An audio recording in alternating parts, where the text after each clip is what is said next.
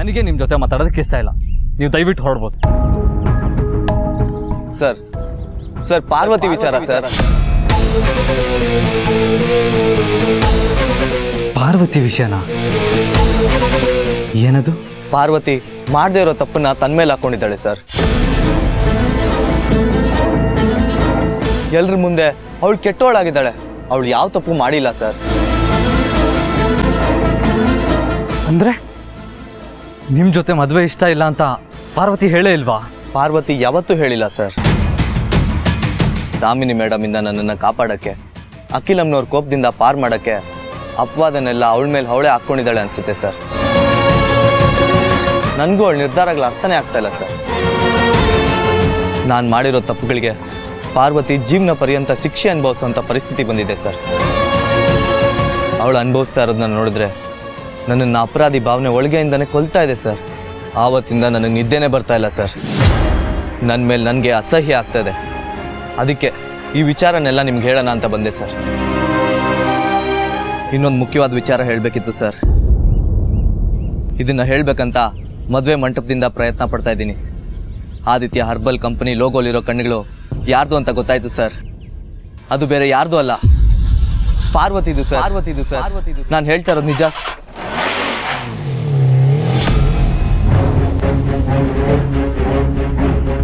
ಛೇ, ಆ ಕಣ್ಣಿನ ವಿಚಾರನ ಅವ್ರು ಕೇಳಿಸ್ಕೊಂಡ್ಲೇ ಇಲ್ವಾ?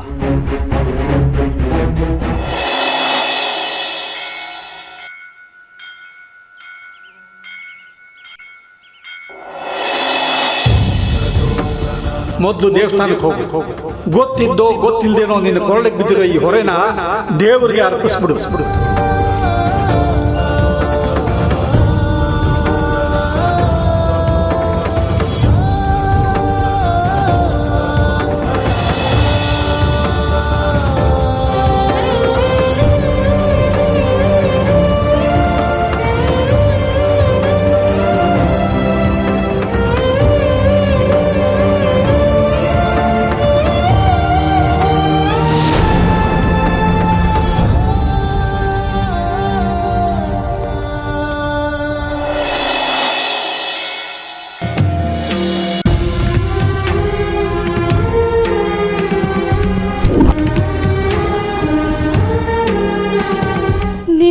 ಅಂತೆ ಈ ಮಂಗಳವಾದ ದಾರ ನನ್ನ ಕುತ್ತಿಗೆಗೆ ಬಿತ್ತು. ಕಾರಣ ಗೊತ್ತಿರಲಿಲ್ಲ, ಮುಂದೇನಾಗುತ್ತೆ ಅನ್ನೋ ಅರಿವಿರಲಿಲ್ಲ. ಕಾಪಾಡ್ಕೊಂಡು ಬಂದೆ. ತೊಟ್ಟೆಜ್ಮಾನ್ರನ್ನ ಇದ್ರಲ್ಲಿ ಕಂಡು ತೊಟ್ಟೆಜ್ಮಾನ್ರಿಗೆ ಕೊಡಬೇಕಾಗಿರೋ ಗೌರವನೆಲ್ಲ ಇದಕ್ಕೆ ದಾರೆ ಎರೆದೆ. ಈಗ ನಿನ್ನ ಆಟದಂತೆ ಕೊರಳಿಂದ ಈ ತಾಳಿನ ಹೊರಗೆ ತೆಗೆಯೋ ಸಮಯ ಬಂದಿದೆ. ಕೈ ನಡುಗ್ತಿದೆ, ಹೃದಯ ಕಂಪಿಸ್ತಿದೆ. ಯಾವ ಮುನ್ಸೂಚನೆನೂ ಕಾಣಿಸ್ತಿಲ್ಲ. ಮುಂದೆ ಏನ್ ದಾರಿ ಅನ್ನೋದು ತೋಚ್ತಿಲ್ಲ. ಇನ್ನೂ ಈ ತಾಳಿ ನನ್ನ ಕುತ್ತಿಗೆಲೆ ಉಳಿದ್ರೆ ಅಪಾಯ ತಪ್ಪಿದ್ದಲ್ಲ. ಅಪ್ಪನ ಮನ್ಸು ನೋಯಿಸೋದಕ್ಕೆ ನನಗಿಷ್ಟ ಇಲ್ಲ. ನಿನ್ನನ್ನು ಜೋಪಾನ ಮಾಡೋಷ್ಟು ದಿನ ಜೋಪಾನ ಮಾಡಿದ್ದೀನಿ. ಸಾವಿತ್ರಕ್ಕ ಹೇಳ್ದಾಗೆ ಎಲ್ಲ ವಿಧಿವಿಧಾನಗಳನ್ನು ಪೂರೈಸಿದ್ದೀನಿ. ಈಗ ನಿನ್ನಿಂದ ದೂರ ಆಗೋ ಸಮಯ ಬಂದಿದೆ.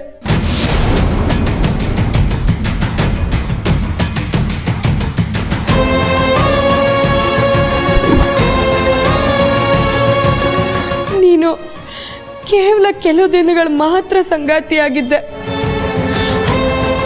ಆ ದೇವ್ರು ಬರ್ದಿದ್ದು ಅಷ್ಟೇ ಅನ್ಸುತ್ತೆ. ದಯವಿಟ್ಟು ನನ್ನ ಕ್ಷಮಿಸ್ಬಿಡು.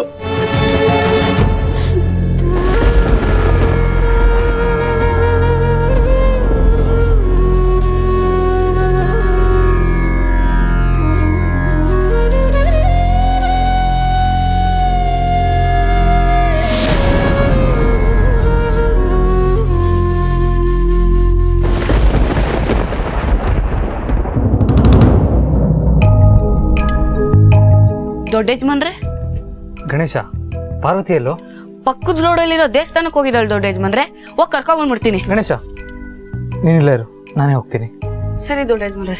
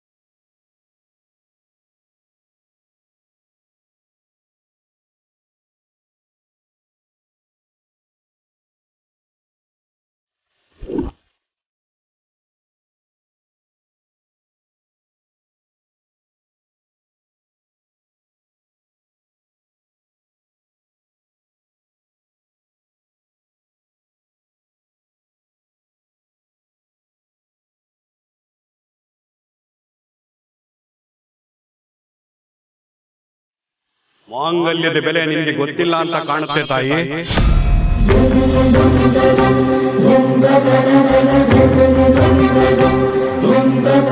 ಅಥವಾ ಅದು ಗೊತ್ತಿದ್ದು ಹೀಗೆ ಮಾಡ್ತಿದ್ಯೋ? ಈ ದೇವಸ್ಥಾನದ ಮಹಿಮೆ ನಿನಗೆ ಗೊತ್ತೇನಮ್ಮ? ಮದುವೆ ಆಗದೆ ಇರೋ ಕನ್ಯೆಯರು ಕೊರಳಿಗೆ ಪವಿತ್ರವಾದ 3 ಗಂಟೆ ಬೀಳಲಿ ಅಂತ ಈ ತಾಯಿಗೆ ಹರಕೆ ಹೊರತಾರೆ. ಇಂಥ ಸ್ಥಾನಕ್ಕೆ ಬಂದು ನಿನ್ನ ಮಾಂಗಲ್ಯನ ತೆಗೆದಿಟ್ಟಿದೆಯಲ್ಲ, ಇದು ಕಟ್ಟಿದವ್ರಿಗೆ ಶ್ರೇಯಸ್ಸಲ್ಲ ತಾಯಿ.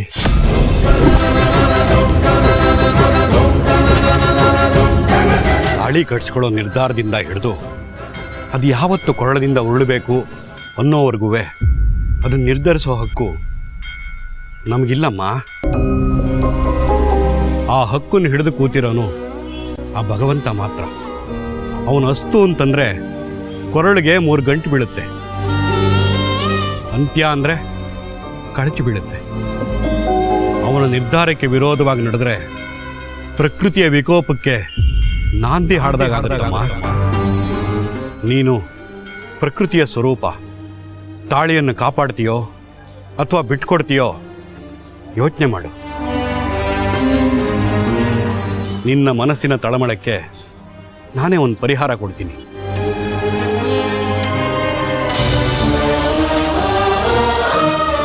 ನೀನು ಯಾರು ಒಳ್ಳೇದಕ್ಕೋಸ್ಕರ ಇವೆಲ್ಲ ಮಾಡ್ತಿದ್ಯೋ ಅವರ ತಲೆದಿಂಬಿನ ಕೆಳಗಡೆ ಈ ಮಂತ್ರಿಸಿದ ನಿಂಬೆಹಣ್ಣು ನೀಡಮ್ಮ. ದೇವ್ರು ಒಳ್ಳೇದು ಮಾಡ್ತಾನೆ, ಎಲ್ಲ ಒಳ್ಳೇದಾಗುತ್ತೆ. ತಗೋ, ನಿನಗೆ ದೇವ್ರು ಒಳ್ಳೇದು ಮಾಡಲಿ ತಾಯಿ.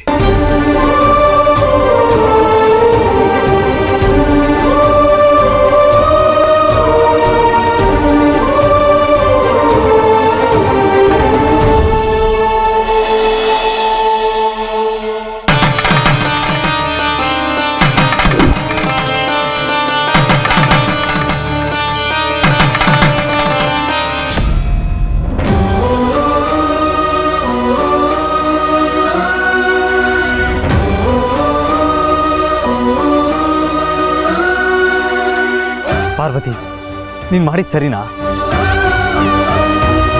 ಇಂಥ ವಿಷಯನ ನನ್ನಿಂದ ಮುಚ್ಚಿಟ್ಟಿಲ್ಲ. ನಿನಗೆ ಮನ್ಸಾದ್ರೂ ಹೇಗೆ ಬಂತು ಪಾರ್ವತಿ? ಇನ್ನು ಈ ವಿಷಯನ ಮುಚ್ಚಿಡೋದು ಸರಿ ಅಲ್ಲ ಪಾರ್ವತಿ. ಈಗಲೇ ಹೋಗಿ ಅಮ್ಮನ ಹತ್ರ ಎಲ್ಲ ವಿಷಯನೂ ಹೇಳೋಣ. ಇದರಲ್ಲಿ ನಿನ್ನ ತಪ್ಪೇನೂ ಇಲ್ಲ, ನೀನು ಭಯ ಪಡೋ ಅಗತ್ಯನೂ ಇಲ್ಲ. ಡೆಮೋ ಮದುವೆ ವಿಚಾರ ನಮ್ಮನ ಮುಂದೆ ಹೇಳಿದ್ರೆ ನನ್ನ ಮೇಲಷ್ಟೇ ಅಲ್ಲ, ನಿಮ್ಮ ಮೇಲೂ ಅಮ್ಮನಿಗೆ ಮುನ್ಸು ಬಂದ್ಬಿಡುತ್ತೆ ದೊಡ್ಡ ಯಜಮಾನ್ರೆ. ತಾಳಿ ಕೊರಳಲ್ಲಿ ಇರೋಷ್ಟು ದಿನಾನು ನಾನು ಅಮ್ಮನಿಗೆ ಮುಖ ಕೊಟ್ಟು ಮಾತಾಡೋದು ಕಷ್ಟ ಆಗಿತ್ತು. ಈಗ ಹೋಗಿ ಸತ್ಯ ಹೇಳ್ಬಿಟ್ರೆ ಬೇಡ ದೊಡ್ಡ ಯಜಮಾನ್ರೆ. ಏನು ಯೋಚನೆ ಮಾಡ್ತಾ ಇದೆ ಪಾರ್ವತಿ? ನಡೆದಿರೋದನ್ನೆಲ್ಲ ಹೇಳಿ ನಿನ್ನ ಕೊರಳಿಗೆ ಕಟ್ಟಾಕಿರೋ ಆ ವಿಚಾರನ ಬಿಡಿಸಿ ನಿನ್ನ ಮೇಲೆ ಬಂದಿರೋ ಅಪಾದನೆನ ಸುಳ್ಳು ಅಂತ ಸಾಬೀತುಪಡಿಸೋಣ. ಸತ್ಯ ಯಾವತ್ತೂ ಸೋಲೋದಿಲ್ಲ ಪಾರ್ವತಿ. ನಡಿ ಹೋಗೋಣ. ಬೇಡ ದೊಡ್ಡ ಯಜಮಾನ್ರೆ, ಸತ್ಯ ಸೋಲೋದಿಲ್ಲ ನಿಜ. ಆದ್ರೆ ಸತ್ಯ ಹೇಳೋದ್ರಿಂದ ಗೆದ್ದು ಪಡ್ಕೊಳ್ಳೋದಕ್ಕಿಂತ ಸೋತ್ ಕಳ್ಕೊಳ್ಳೋದೇ ಹೆಚ್ಚಿದೆ. ಈಗ ಹೇಗಿದ್ಯೋ ಹಾಗೆ ಇದ್ಬಿಡ್ಲಿ. ಸುಳ್ಳಿಂದ 4 ಜನ ಸುಖವಾಗಿರ್ತಾರೆ ಅಂದ್ರೆ ನಾವದಕ್ಕೆ ಅಡ್ಡಿಯಾಗೋದು ಬೇಡ. ಏನು ಹೇಳ್ತಾ ಇದೆಯಾ ಪಾರ್ವತಿ? ಜೀವನ ಪೂರ್ತಿ ನೀನು ಅಮ್ಮನ ಕಣ್ಣಿಗೆ ಅಪರಾಧಿ ಸ್ಥಾನ ನಿಲ್ಲೋ ಸರಿನಾ? ಈಗ ಹೇಳೋ ಸತ್ಯದಿಂದ ನನ್ನ ಮನ್ಸಿನ ಭಾರ ಕಮ್ಮಿ ಆಗ್ಬೋದು, ಆದ್ರೆ ಅಮ್ಮನ ಮನ್ಸು ಕಲ್ಲಾಗೋಗುತ್ತೆ ದೊಡ್ಡ ಯಜಮಾನ್ರೆ. ಪಾರ್ವತಿ, ನನ್ನ ಮಾತು ಕೇಳು, ಸುಮ್ಮನೆ ನಡಿ ಹೋಗೋಣ. ದೊಡ್ಡ ಯಜಮಾನ್ರೆ, ದಯವಿಟ್ಟು ನನ್ನ ಒತ್ತಾಯ ಮಾಡಬೇಡಿ. ಎಷ್ಟೋ ತಪ್ಪು ನಿರ್ಧಾರಗಳನ್ನ ಮಾಡಿದ್ದೀನಿ. ಈಗ ಅದನ್ನೆಲ್ಲ ಸರಿಪಡಿಸ್ಕೊಳಕ್ ನಿಂತಿರೋವಾಗ ಮತ್ತೆ ಯುದ್ಧಕ್ಕೆ ನಿಲ್ಲೋ ಶಕ್ತಿ ನನ್ನಲ್ಲಿಲ್ಲ. ಪಾರ್ವತಿ, ನನಗೆ ಹರೀಶ್ ಎಲ್ಲ ಸತ್ಯನೂ ಹೇಳಿದ್ರು.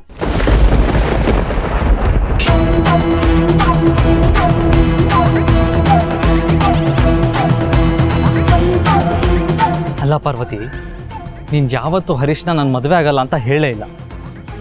ಹಾಗಿದ್ಮೇಲೆ ಈ ಸತ್ಯನ ಮುಚ್ಚಿಟ್ಟು ಏನು ಸಾಧಿಸ್ತಾ ಇದೀಯಾ?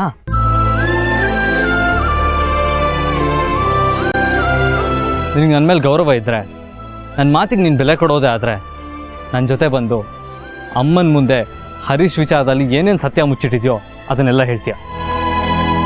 ಮತ್ತೆ ನಿನ್ನ ಕೆಲಸಕ್ಕೆ ಸೇರ್ಕೊಳ್ತೀಯ. ಇದನ್ನ ಮೀರಿ ನಿನ್ನಿಷ್ಟ. 10 ನಿಮಿಷ ನನ್ನ ಕಾರಲ್ಲಿ ಕೂತು ವೆಯ್ಟ್ ಮಾಡ್ತಾ ಇರ್ತೀನಿ.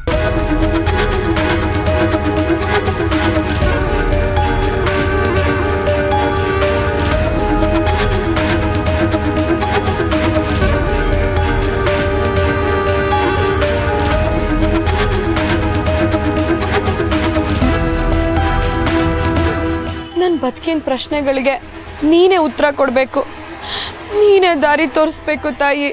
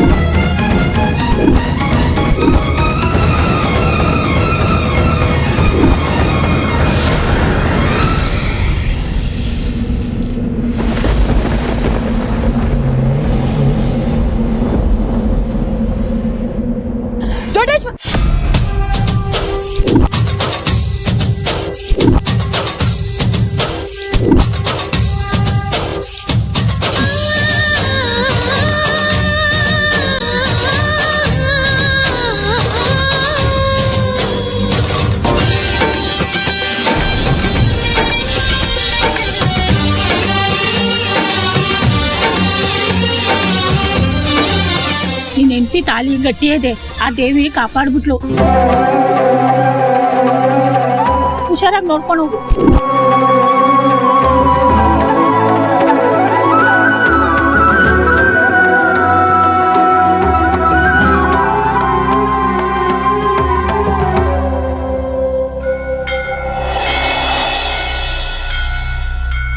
ದೇವರೇ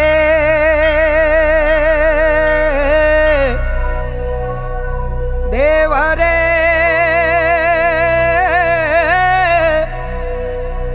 ಅಗಾಧ ನಿನ್ನ ಕರುಣೆಯ ಕಡಲು.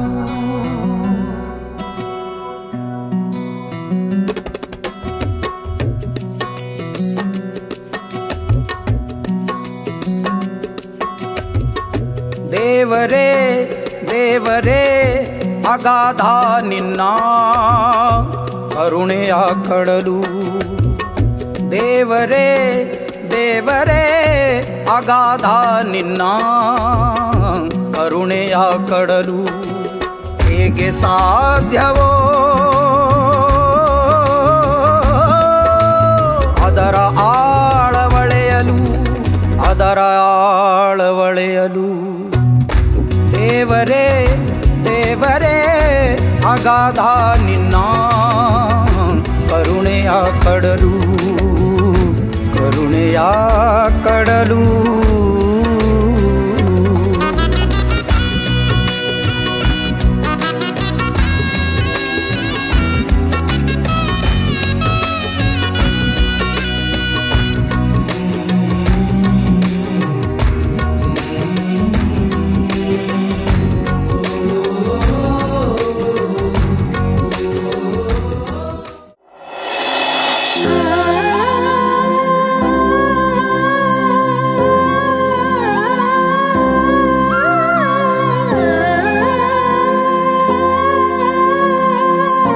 ಕುತ್ತಿಗೆಲಿದ್ದ ಭಾರನ ಇಳಿಸ್ಬಂದ್ಯಾ?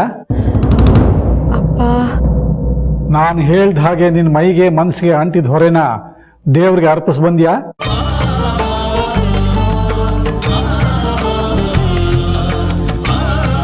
ಅವನ ನಿರ್ಧಾರಕ್ಕೆ ವಿರೋಧವಾಗಿ ನಡೆದರೆ ಪ್ರಕೃತಿಯ ವಿಕೋಪಕ್ಕೆ ನಾಂದಿ ಹಾಡ್ದಾಗತ್ತಮ್ಮ.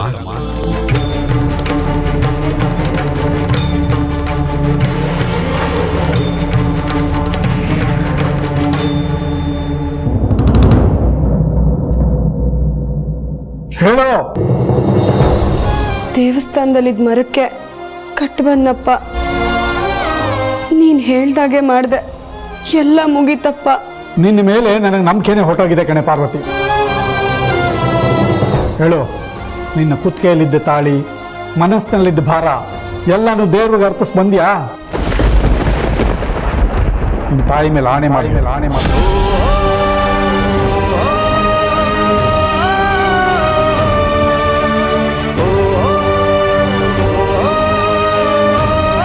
ಬಾಯಿಲಿ. ಅಮ್ಮ ಅಂದರೆ ಪ್ರಾಣ ಅಲ್ವಾ ನಿನಗೆ ಪಾರ್ವತಿ? ನಿಮ್ಮ ತಾಯಿ ಮೇಲೆ ಆಣೆ ಮಾಡಿ ಹೇಳು. ಅವಳು ಮುಂದೆ ಪ್ರಮಾಣ ಮಾಡೆ ಪಾರ್ವತಿ.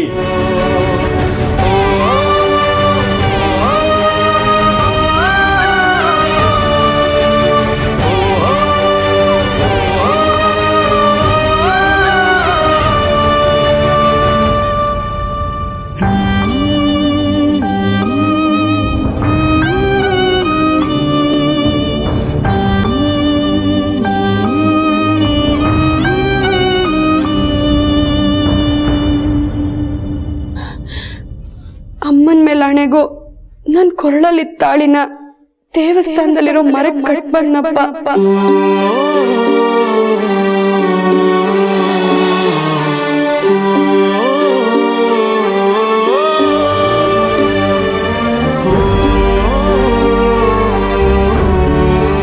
ನೀನ್ ಹೇಳ್ದಾಗೆ ಎಲ್ಲ ಮಾಡಿದೀನಪ್ಪ.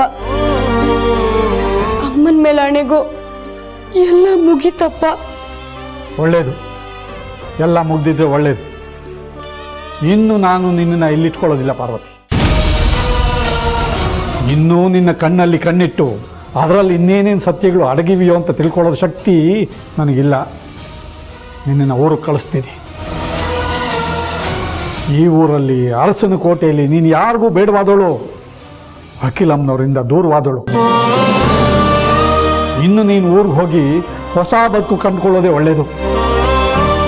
ಇಷ್ಟು ದಿನ ನಿನ್ನ ಕೈ ಹಿಡಿದು ನಡೆಸೋ ಪ್ರಯತ್ನ ಮಾಡಿದೆ, ಆದರೆ ನೀನು ನನ್ನ ಕೈ ಬಿಡಿಸ್ಕೊಂಡು ನಿನ್ನ ದಾರಿ ಹುಡುಕೊಂಡಿದೀಯ.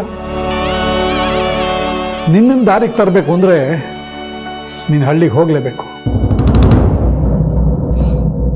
ಈ ವಿಷಯನ ಅಖಿಲಮ್ಮನವ್ರಿಗೆ ಹೇಳಿ ಅವ್ರ ಅಪ್ಪನೆ ತೊಗೊಂಡ್ಬರ್ತೀನಿ. ನೀನು ಗಂಟು ಮುಟ್ಟೆ ಕಟ್ಕೊಂಡು ತಯಾರಾಗಿರು, ಬಸ್ ಹತ್ತಿಸ್ತೀನಿ.